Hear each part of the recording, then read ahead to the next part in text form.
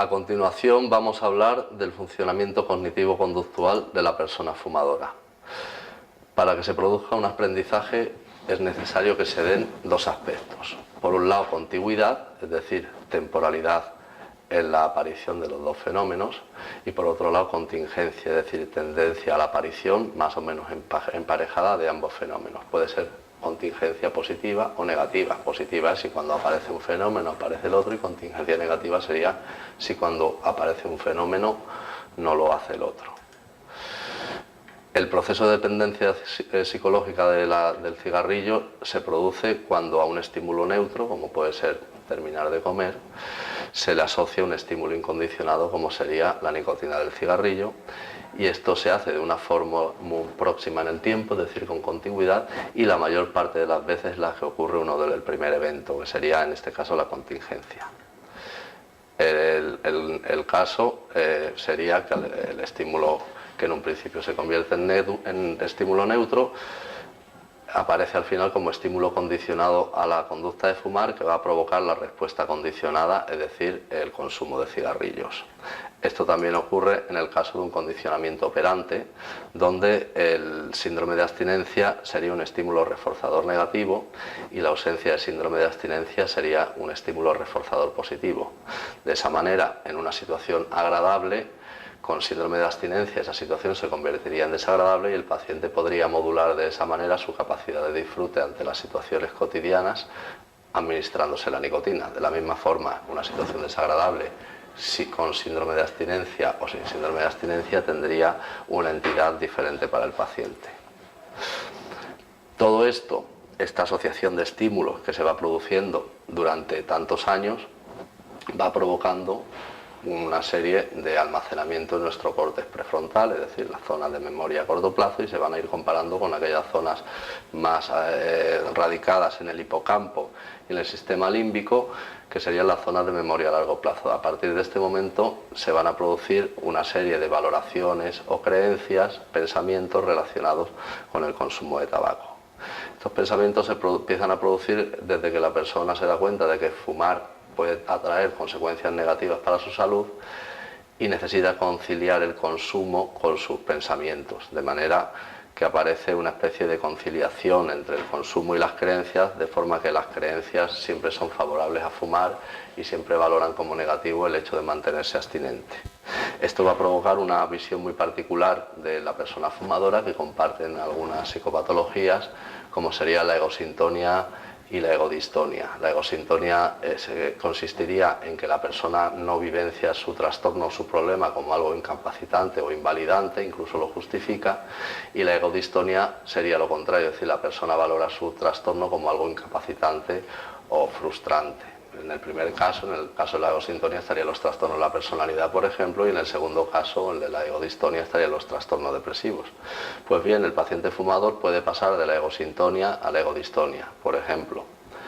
llega a la feria de su pueblo y entonces es egosintónico, no quiere dejar de fumar, pero sin embargo tiene tos, o se encuentra peor de la respiración, o se acuesta por la noche con problemas respiratorios, y en ese momento se vuelve egodistónico, es decir, vivencia el tabaco como algo negativo y lo quiere dejar. Ese balance egosintonia-egodistonia irá acompañando al paciente durante toda su evolución como fumador. Este proceso de pensamiento se incardina en el apartado estimular del que habíamos hablado, y aparece asociado fuertemente a las situaciones en las que el paciente consume, en forma de respuestas condicionadas encubiertas. Entonces tendríamos, según el gráfico, que toda situación asociada a fumar acabaría provocando pensamientos a favor de fumar o en contra de no fumar, señalando las ventajas de fumar o por contra los inconvenientes de mantenerse abstinente en ese momento, o bien se producirían neutralizaciones, es decir, entrenamiento en ausencia de ningún tipo de pensamiento, que sería el caso del fumar automático. En ambos casos aparecería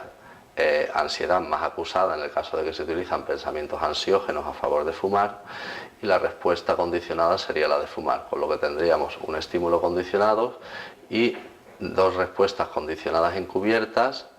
dos emociones como serían ansiedad más acusada en el caso de la respuesta con pensamientos ansiógenos, y el fumar como respuesta condicionada.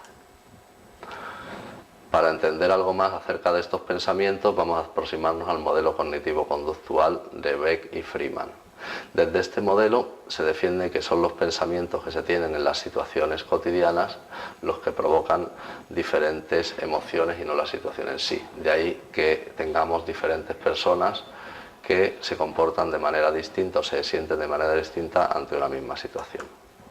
Según el modelo conductual, por tanto, toda situación que percibimos provoca una valoración de la misma y es esta valoración y no la situación en sí la que da lugar a una u otra emoción, a una u otra reacción o conducta.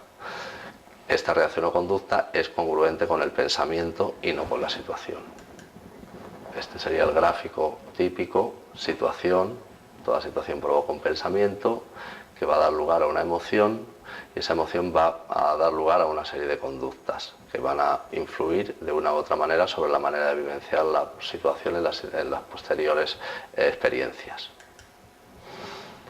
En función del estilo cognitivo que la persona utilice, va a tener un posicionamiento acerca de su papel en el entorno y de su capacidad para modificar el mismo.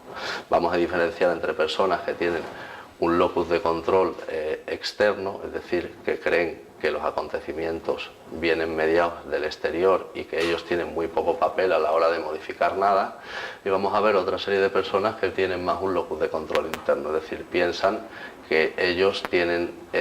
un papel o una responsabilidad en el devenir de los acontecimientos y suelen tener un papel bastante más activo a la hora de manejar la realidad. En el caso de las personas con un locus de control externo serían aquellos que creen mucho en el determinismo ambiental o en el determinismo fisiológico y que por tanto ellos no pueden hacer nada para modificar eso. Serían personas tendentes a lo que conocemos como indefensión aprendida según Seligman y serían personas por tanto que tendrían en el caso del tabaco ausencia de conductas tendentes al abandono, serían por tanto probablemente contempladores crónicos. Por tanto, podríamos decir que el estilo atribucional influye y que un locus de control interno deposita la responsabilidad del cambio de la conducta en el sujeto y no en el entorno. Podríamos decir también que las habilidades de afrontamiento se pueden entrenar y mejorar, que la situación no determina la conducta, que lo que determina la conducta es la interpretación que hacemos de esa situación y además señalar que desde muchos folletos de autoayuda se ha venido fomentando un poco el locus de control externo cuando se prefiere que el paciente evite situaciones ansiógenas antes que enfrentarse a ellas. Para que veamos un ejemplo del gráfico anterior, situación, pensamiento, emoción y conducta, trasladado a un ejemplo típico, por ejemplo, la situación despertar por el ruido en la ventana no va a provocar la misma emoción de ansiedad si pensamos que hay alguien que está intentando forzar la ventana que si pensamos que ha sido la rama del árbol que con el viento ha golpeado sobre la misma. En uno de los dos casos nuestro nivel de ansiedad aparecerá y en el otro caso pues nuestro nivel de ansiedad no aparecerá, estaremos eutímicos, seguiremos dormidos. Si trasladamos este esquema a, por ejemplo, una situación asociada a fumar, como sería despertar por la mañana, tendremos también que los pacientes que tienen más dificultad para mantenerse abstinentes al despertar por la mañana son aquellos que utilizan pensamientos ansiógenos, que por otra parte, como hemos visto, están mucho más entrenados en el fumador que los pensamientos de afrontamiento. En este caso sería, si no fumo, no resistiré la ansiedad, es un pensamiento ansiógeno y provocará una ansiedad superior a la que tendríamos si al despertar el pensamiento fuese fumar me provoca mal aliento y me dificulta estar en los sitios en los que no se fuma. Además hay uno de los dos pensamientos que es mucho más real y explica mucho mejor lo que ocurre con el tabaco, que es el segundo. Otro ejemplo de un análisis funcional de la conducta lo tendríamos aquí, cómo el cambio de pensamiento produce una disminución en el nivel de ansiedad y una conducta más probable de no fumar cuando utilizamos pensamientos realistas de afrontamiento. Hay que tener en cuenta cómo la emoción no es congruente con la situación, que es la misma, sino que es congruente con el pensamiento. Cuando el pensamiento es un pensamiento ansiógeno, la ansiedad se dispara y cuando el pensamiento es de afrontamiento, la ansiedad disminuye. Ahondando más en este tipo de pensamientos, Beck y Freeman lo categorizaron como distorsiones cognitivas. Estas distorsiones constituyen el modo que el fumador tiene de interpretar la realidad y van a ser las que determinen el sentido de la actitud del sujeto para dejar el tabaco. Van a explicar, por tanto, las atribuciones que el fumador hace sobre su estado físico y su salud. Creencias o distorsiones cognitivas quedarían divididas o categorizadas como explicamos a continuación. Tendríamos la sobregeneralización, que es la creencia a pensar que lo que me ocurrió otras veces me tiene que seguir pasando. Tendríamos el filtro mental, que sería la tendencia a observar solo los detalles más negativos de una experiencia y a obviar cualquier otro detalle positivo. Tendríamos las conclusiones apresuradas, que serían de dos tipos: la lectura del pensamiento, que sería creer que podemos adivinar la emoción o las sensaciones o reacciones de otras personas observando solamente su aspecto externo, o el error del adivino, que sería creer que podemos predecir lo que va a ocurrir sin tener ninguna prueba al respecto. Por otra parte estaría la maximización y minimización, que consistiría en agrandar beneficios o minimizar beneficios de dejar de fumar, o agrandar los beneficios de seguir fumando. Por ejemplo, fumar es un placer, fumar relaja, es el único vicio que tengo, de algo que morir, serían esas dos últimas minimizaciones.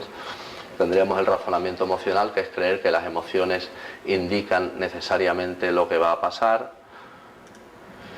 y para cambiar este tipo de creencias se utiliza la modificación cognitiva, que es un método que consiste en refutar las creencias distorsionadas. A este método se accede a través de la interrogación socrática. Es un modo de preguntar que genera respuestas diferentes al sí o al no, y en el que se provoca el posicionamiento del paciente respecto al problema. Gracias a la modificación cognitiva podemos conseguir que los pensamientos pierdan credibilidad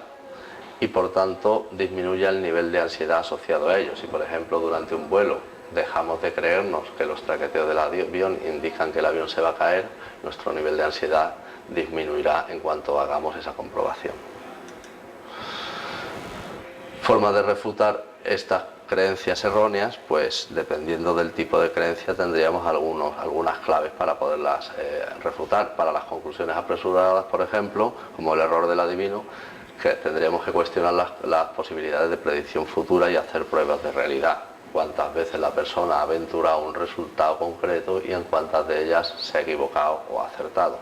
En el caso de una terapia de grupo, podríamos preguntar al resto del grupo si todas sus predicciones respecto a dejar de fumar o cualquier otra cosa en la vida han sido siempre exactamente como ellas las habían imaginado antes de emprenderla. Para la magnificación y la minimización podemos redimensionar el problema. Por ejemplo, si el paciente hace una magnificación y dice que fumar relaja o que fumar es un placer, podríamos preguntar si él cree, por tanto, que todas las personas fumadores son más relajadas y por tanto padecen menos ansiedad, para que de esa manera el paciente tuviese que revisar esa creencia y someterla a un análisis crítico, tras lo cual pues se produciría una disonancia cognitiva, como veremos, y podría abandonar ese tipo de creencia y el nivel de ansiedad asociado a la misma. En el filtro mental buscaríamos aspectos de la realidad que contradigan la teoría. Para la lectura del pensamiento, que es otro tipo de conclusión apresurada, cuestionaríamos la capacidad predictiva a partir de las emociones. Imagínese el paciente que sale de una administración de lotería con un billete en la mano y de repente al leer el número del billete se pone nervioso. ¿Significa eso que le va a tocar la lotería? Bueno, pues hay muchísimos ejemplos en la vida en los que se confunde una emoción con una posibilidad predictiva. Para la sobregeneralización o generalización excesiva, es decir, creer que lo que nos ha pasado una vez nos tiene que seguir pasando, podemos también buscar pruebas de realidad o en la experiencia del sujeto acerca de cómo lo que le pasa una vez no tiene por qué seguirle pasando en otras ocasiones. Incluso no todos los intentos de dejar de fumar suelen tener la misma dificultad, ni tampoco depende la dificultad del número de años que haya uno estado fumando. Algunos ejemplos de refutación, por ejemplo, para un error del adivino, seguro que no lo conseguiré, ¿para qué intentarlo? Podríamos preguntar al paciente que cuántas veces ha pensado que no iba a conseguir algo y se equivocó. Poner, por ejemplo, algún caso de ansiedad afrontada con éxito. En el caso de un pensamiento todo o nada, si no he sido capaz de estar un solo día sin fumar, ¿cómo voy a conseguir estar toda la vida? Podríamos preguntar al paciente si todas las personas que dejan de fumar definitivamente se caracterizan por haber sido capaces de estar un primer día sin fumar.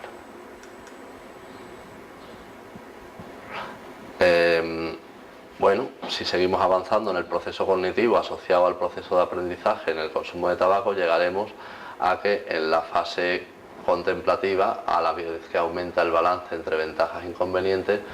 podemos comprobar cómo, a diferencia en la fase precontemplativa, en la fase contemplativa ya aparecen pensamientos de cambio, pensamientos que sitúan lo negativo de fumar y las posibles ventajas de dejar de fumar. Lo que pasa es que aparecen a destiempo, es decir, aparecería la situación asociada a fumar, en la que tendríamos pensamientos ansiógenos, me gusta, de algo hay que morirse, por uno no pasa nada, o bien neutralizaríamos cualquier tipo de pensamiento pensando en otra cosa, que sería el caso del fumar automático.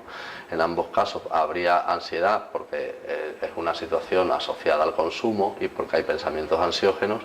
que llevarían a la conducta de fumar. Una vez que el paciente ha fumado, en la fase contemplativa es cuando aparecen ya pensamientos en contra de fumar, pero claro, aparecen a posteriori, lo que provoca que no influyan en el control de la persona sobre el consumo. Estos pensamientos a favor de dejar de fumar y en contra de seguir fumando, paradójicamente, en vez de provocar ganas de dejar de fumar, provocan en el paciente sensación de culpa y baja competencia por haberse producido a posteriori, y además refuerzan la idea de poca capacidad o de baja competencia del paciente para conseguir dejar de fumar. Por tanto, podemos decir que existe una iatrogenia en las intervenciones de tabaco cuando no se consideran este tipo de aspectos. Ya hemos visto que la alta presencia de pensamientos ansiógenos en pacientes poco motivados pueden hacer que los tratamientos farmacológicos sean poco eficaces, dado que muchos de los síntomas de ansiedad que aparecen no se deben al síndrome de abstinencia, sino al innumerable conjunto de pensamientos ansiógenos que produce el sujeto. De la misma manera, intentar tratar esa dependencia solamente con procedimientos farmacológicos, sin utilizar estrategias psicológicas o utilizando estrategias psicológicas por personas poco capacitados para ellas, puede hacer que el paciente obtenga el resultado menos esperado y abandone la esperanza de tener beneficios terapéuticos, volviendo otra vez a someterse a este tipo de terapia.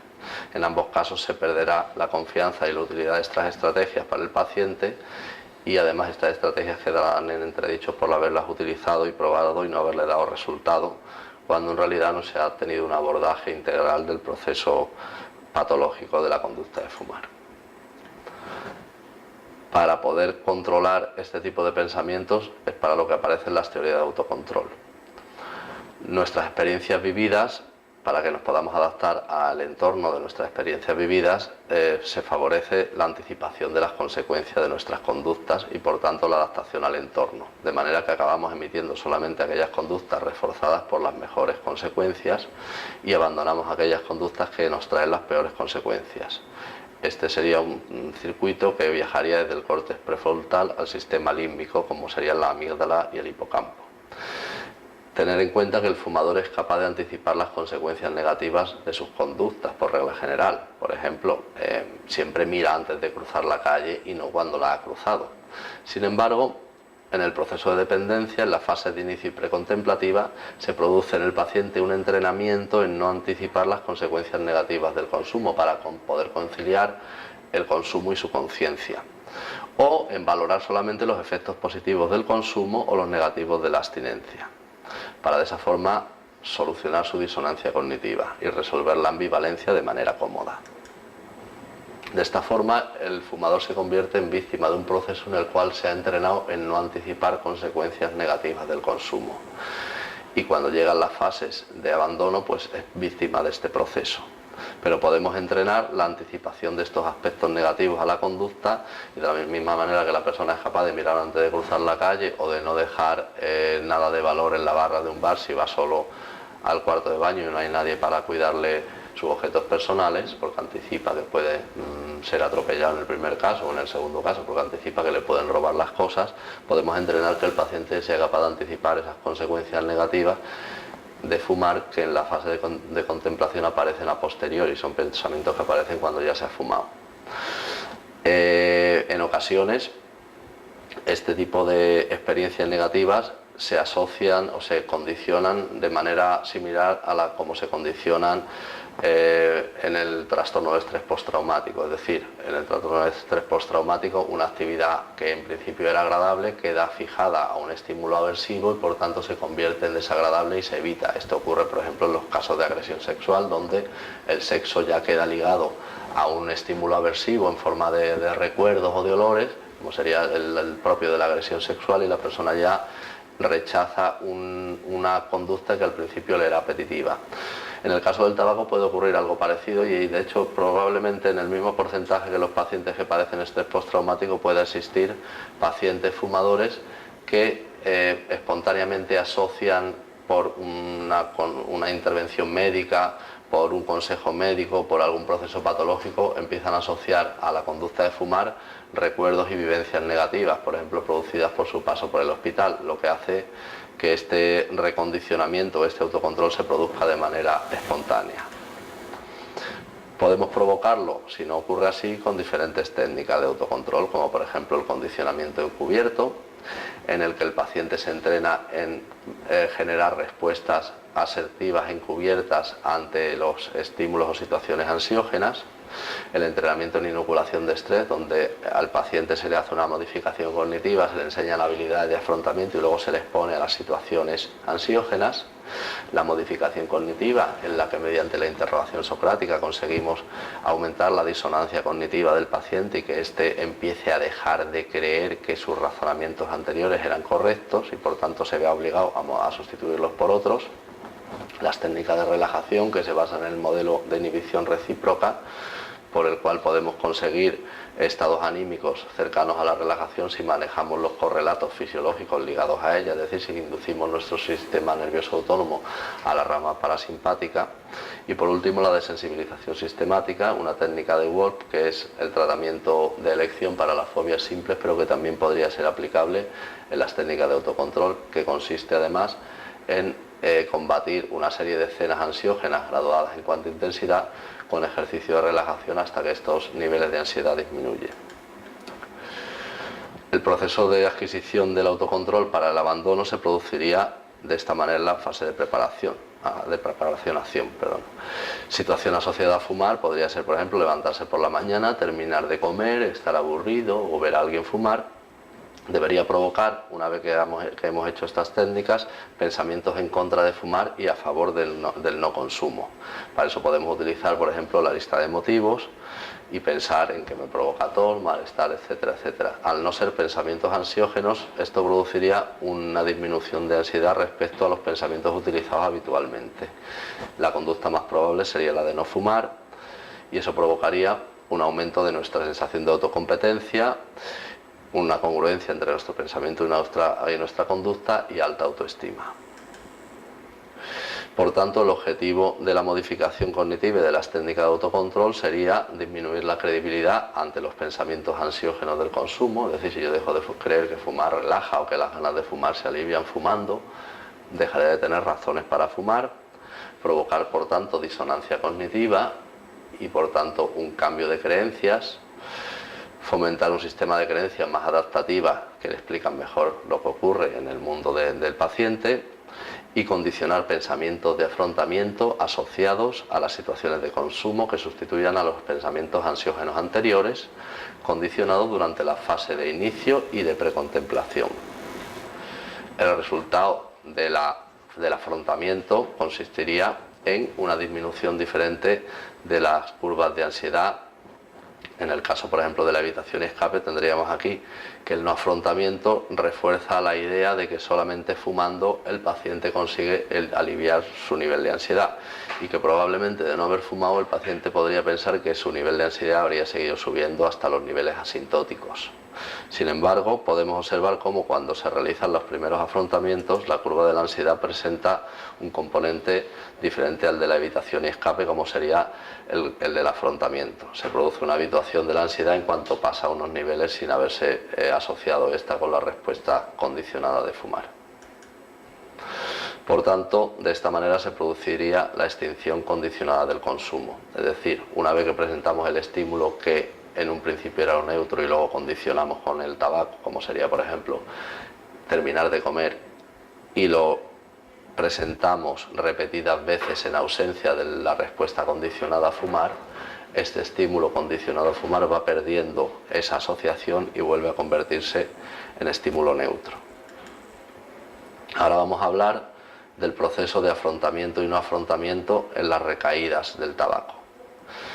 Ante una situación asociada al consumo, el proceso de recaída incluiría pensamientos a favor de fumar, ansiedad, la conducta sería fumar, luego vendrían los pensamientos en contra de fumar, sentimientos de culpa y la sensación de baja competencia. Y ante el afrontamiento, el proceso sería diferente. La situación asociada al consumo provocaría pensamientos en contra de fumar previamente entrenados que provocarían una disminución de la ansiedad, un mayor aumento de la probabilidad de la conducta de no fumar y una sensación de alta competencia. Como conclusiones, tenemos que la dependencia al tabaco está fuertemente sujeta a procesos cognitivos, conductuales y motivacionales, que estos procesos determinan la posibilidad de abordaje terapéutico y la eficacia del mismo, que muchos síntomas que se han venido achacando al síndrome de abstinencia, como tristeza o ansiedad, tienen su explicación en los procesos cognitivos descritos. Incluso algunos de estos síntomas pueden aparecer antes de la interrupción del consumo, como por ejemplo ocurriría en el caso de ansiedad anticipatoria, y por tanto ser anteriores al síndrome de abstinencia. Lo descrito hasta ahora explicaría la elevada eficacia del placebo respecto a los tratamientos activos y la necesidad de combinar la farmacoterapia siempre, aunque sea con lo que se denominan consejos conductuales, revisiones, folletos de autoayuda para incrementar la tasa de abandono.